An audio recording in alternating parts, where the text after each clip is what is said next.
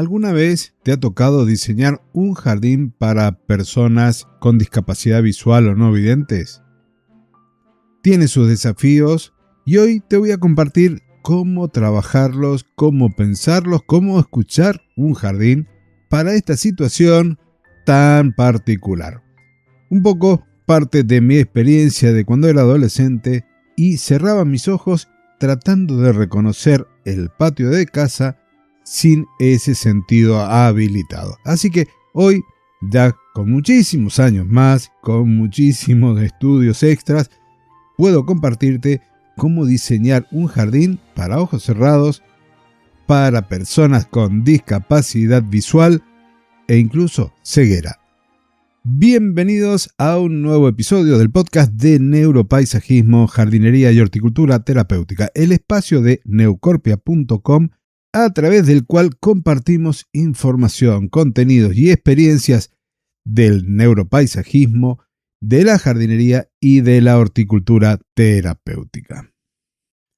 Durante muchísimo tiempo, el diseño de las áreas verdes se ha concentrado en crear espacios para ser admirados desde la distancia, tratándolos como si fueran cuadros estáticos o meros decorados visuales. Hemos diseñado para los ojos, olvidando que tenemos un cuerpo entero que necesita ser habitado por la naturaleza. Pero, ¿qué ocurre cuando silenciamos la vista? ¿Cómo interactúa el sistema nervioso de una persona no vidente o con baja visión en un entorno natural? Hoy entonces vamos a meternos en el corazón de los jardines salutogénicos para descubrir cómo el diseño basado en la neurociencia y el método MEDS pueden transformar un espacio exterior en un verdadero recurso activo de salud, de autonomía y de corregulación autónoma. Para diseñar un paisaje que abrace, que contenga, el primer paso es cambiar radicalmente el paradigma tradicional. Debemos entender entonces al paisaje no como un producto estético, sino como un sistema dinámico de interacción biosensorial. Esto significa que cada estímulo físico que ofrece el entorno desencadena respuestas fisiológicas y neurobiológicas directas en nuestro organismo. Modula el sistema nervioso autónomo, regula los niveles de cortisol y activa la dominancia parasimpática o el tono vagal ventral, induciendo la calma. Y aquí es donde el corpopaisajismo se convierte en brújula, en nuestra brújula. Nos apoyamos en los principios de la cognición corporizada, que nos demuestra de forma científica que pensamos, sentimos y aprendemos el mundo con y a través de nuestro cuerpo en interacción activa con el entorno. Cuando una persona con discapacidad visual camina por un jardín, sus manos, sus oídos y la planta de sus pies no solo recopilan datos aislados, constituyen activamente su experiencia vivida y su seguridad psicológica. Cuando pensamos el jardín, ahora entonces tenemos que abordarlo desde una doble realidad: el fenosistema y el criptosistema. El fenosistema es la capa material y botánica tangible, la forma, las texturas y las especies que disponemos en el plano físico. El criptosistema, en cambio, es la dimensión invisible de la experiencia, el ecosistema de bienestar interno, la confianza básica y la respuesta epigenética positiva que esculpimos en nuestro cuerpo del usuario a través de ese diseño. Para afinar el fenosistema en favor de la discapacidad visual, los diseñadores debemos entrenar lo que llamamos la práctica del no ver. Al cerrar voluntariamente los ojos en el paisaje, la hegemonía visual se desvanece y el espacio se revela de una manera completamente corporal, íntima e integrada. Los pies se vuelven receptores agudos de la propiocepción, informándonos sobre el equilibrio y los cambios de nivel del suelo. El oído interno y la reverberación del entorno nos devuelven un mapa sonoro tridimensional claro. Si estructuramos el diseño del jardín bajo los 3 pilares del sentido de coherencia de Antonovsky, adoptados por el método MEDS, podemos trazar directrices muy precisas. Si nos referimos a la comprensibilidad, el entorno debe ser legible, consciente y predecible. Para una persona ciega, la falta de referencias espaciales claras genera una alta carga cognitiva e incertidumbre. disparando el sistema nervioso simpático hacia un estado de alerta. El diseño debe proporcionar pistas multisensoriales que actúen como andamios cognitivos. En cuanto al segundo principio, el de manejabilidad, se refiere a los recursos espaciales que ponemos a disposición del usuario para que se desenvuelva con total autonomía y seguridad. Caminos estables, pasamanos ergonómicos y la ausencia de barreras físicas van a garantizar que la persona se sienta capaz de afrontar las demandas del espacio bajo sus propias decisiones, promoviendo su autoeficacia. Y el tercer principio es la significatividad. Es el componente motivacional, crear belleza táctil, olfativa y auditiva que despierte emociones positivas y evoque memorias nutritivas a través del sistema límbico y el hipocampo. El jardín debe invitar a ser habitado con un propósito. Y si traducimos ahora estos conceptos neurobiológicos en soluciones espaciales concretas, ¿cuáles son las herramientas físicas del fenosistema indispensables en un jardín diseñado para la discapacidad visual y la ceguera? Vamos entonces mejor a resumirlo en tres ejes fundamentales. El primero, la interfaz de acceso y las transiciones lumínicas. El umbral entre el interior edificado y el paisaje exterior es un punto crítico de seguridad neurocognitiva. Para personas con baja visión o restos visuales, pasar de forma abrupta de un espacio interior oscuro a la radiación solar directa provoca un deslumbramiento intenso y la pérdida temporal de la agudeza visual debido al tiempo fisiológico que requiere la adaptación pupilar. Si miramos esto a través del cristal del método METS, esto nos exige diseñar zonas de transición lumínica progresiva mediante porchos cubiertos, pérgolas densamente cubiertas de vegetación o arboledas estratégicas en las salidas. Esto tamiza la luz natural y permite que el sistema visual se ajuste confortablemente sin generar desorientación o ansiedad. El segundo eje fundamental es el enrutamiento podotáctil y la erradicación de acantilados visuales. La superficie del camino es la interfaz propioceptiva principal. Las rutas perimetrales y principales deben configurarse con una geometría clara, preferiblemente en circuitos cerrados o bucles continuos que eviten la confusión de los callejones sin salida. Y ahora me gustaría que te imagines como una tabla comparativa, en donde te voy a dar un elemento de diseño, la configuración técnica inclusiva y el impacto neurocognitivo o fisiológico. Comencemos con el pavimento guía. La configuración técnica es texturas diferenciadas, podotáctiles, con alto contraste cromático y de luminancia en los bordes.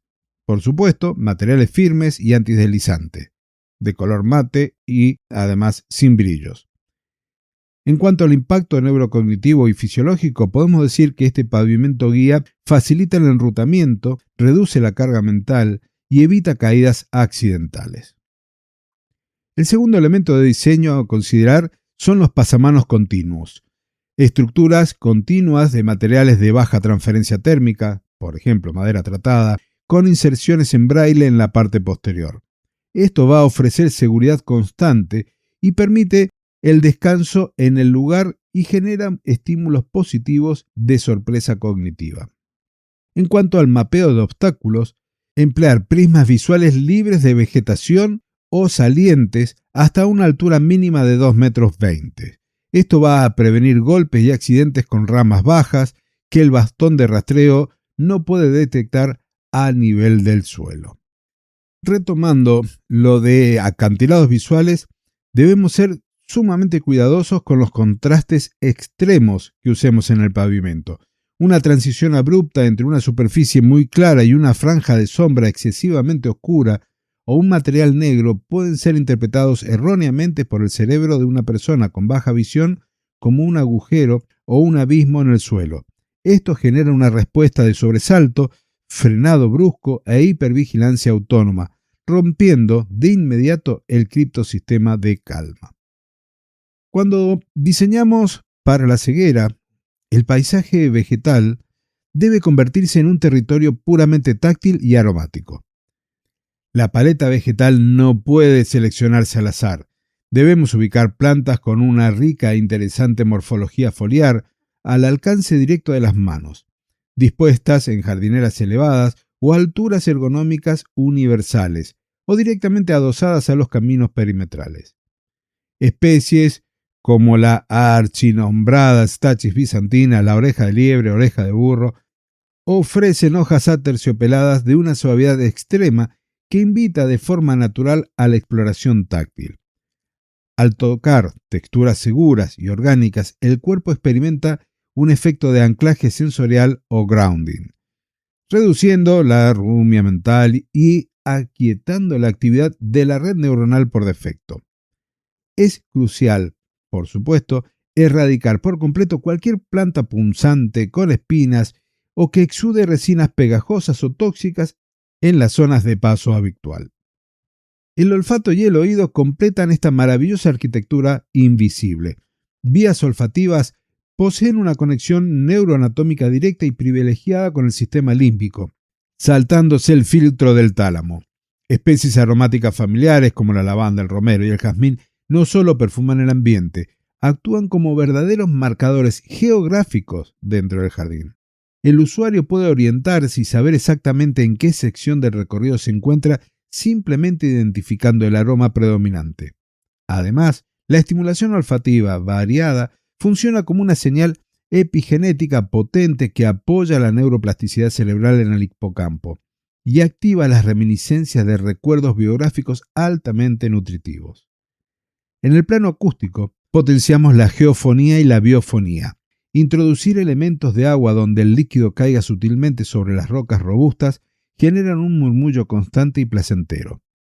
Este sonido cumple con una función biofísica clave. Actúa como un enmascarador acústico del ruido antropogénico y del tráfico exterior, aislando el jardín, protegiendo el sistema nervioso de estímulos estresantes impredecibles, y asimismo la presencia de agua y de especies botánicas nativas atrae a avifauna local, enriqueciendo la biofonía con cantos de pájaros que permiten al usuario ubicar tridimensionalmente la escala y la apertura del espacio que habita.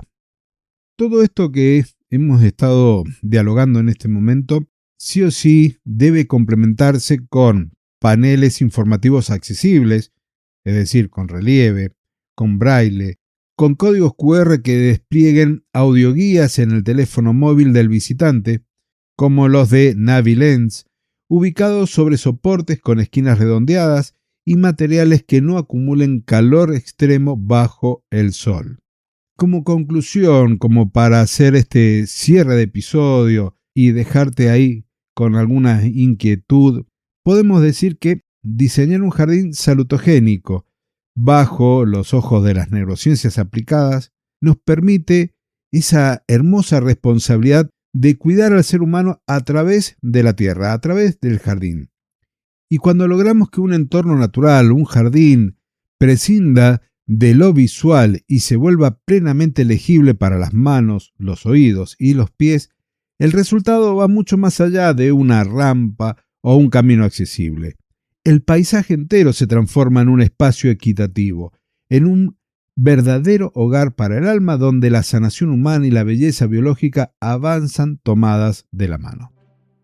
Gracias por haber llegado hasta este momento del episodio. Espero que te haya gustado. Compartilo, comentalo, valoralo para poder llegar a más amantes de las plantas, de la jardinería y, por supuesto, para poder crear jardines verdaderamente inclusivos. Nos encontramos la próxima semana en un nuevo episodio de este podcast que di a llamar Neuropaisajismo, Jardinería y Horticultura Terapéutica. Hasta entonces y muchísimas gracias.